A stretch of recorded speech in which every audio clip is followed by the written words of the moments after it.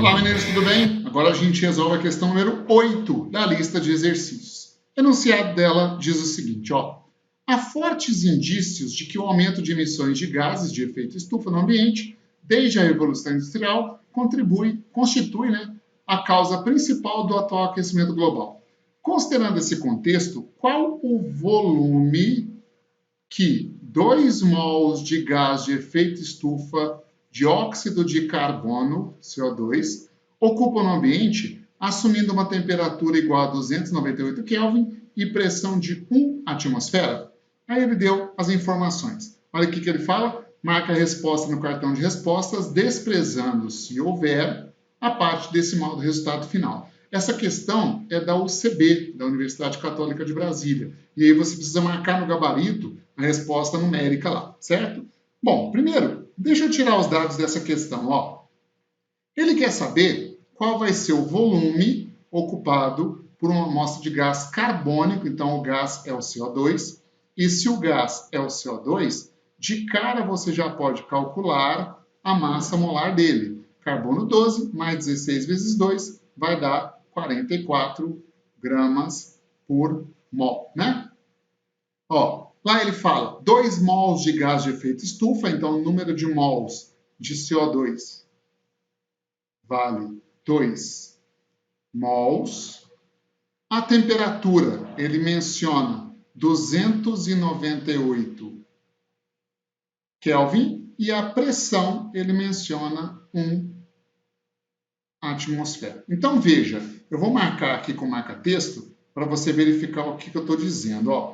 Lembra que eu falei para você na aula teórica? A equação de Clapeyron ela faz o quê? Ela relaciona as 3 variáveis de estado com a quantidade de gás. Essa quantidade pode ser dada em massa ou pode ser dada em mols, tanto faz, porque existe uma equação para cada, uma equação para a quantidade em massa, uma equação para a quantidade em mols, né? Então, olha só, no enunciado da questão, foi fornecido a pressão em atm, isso é uma variável de estado. A temperatura em Kelvin, isso é a segunda variável de estado. Ele quer o volume desse gás, ele quer a terceira variável de estado. E foi fornecido o número de mols do gás, ou seja, foi fornecida a quantidade do gás. Então ele deu pressão, temperatura, quantidade e quer o volume ocupado pelo gás, ele quer uma das variáveis de estado. Você consegue isso relacionando com a equação de Clapeyron. Como foi fornecido o número de mols do gás, eu vou usar a equação de Clapeyron que contém a variável n do número de mols. Por isso, PV igual a nRT, né? Como a intenção é calcular o volume do gás, eu vou passar a pressão para o outro lado dividindo. Passando a pressão para o outro lado dividindo, vai ficar assim, volume é igual a, em cima, nRT,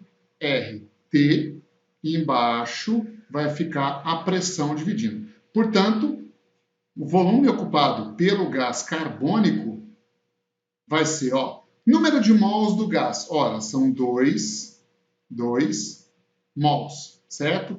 Vezes a constante R. Veja que ele forneceu aqui, o valor da constante R no enunciado da questão. Tem vestibulares que fornecem essa constante R, tem vestibulares que não fornecem, aí depende, mas de todo jeito a gente tem que saber a constante R, né? Então o valor dela é 0,082. A unidade aqui, é atm vezes litros por mol por Kelvin, certo? Vezes a temperatura, que vale quanto? 298 Kelvin. Tudo isso dividido pela pressão, que vale 1 atmosfera. É importante você fazer os cálculos com as unidades, porque se você estiver fazendo alguma coisa errada, você vai perceber na hora de simplificar. Quer ver? Olha só. Posso simplificar aqui, a unidade de quantidade de matéria, mol com mol. Posso simplificar aqui a unidade de temperatura, Kelvin com Kelvin.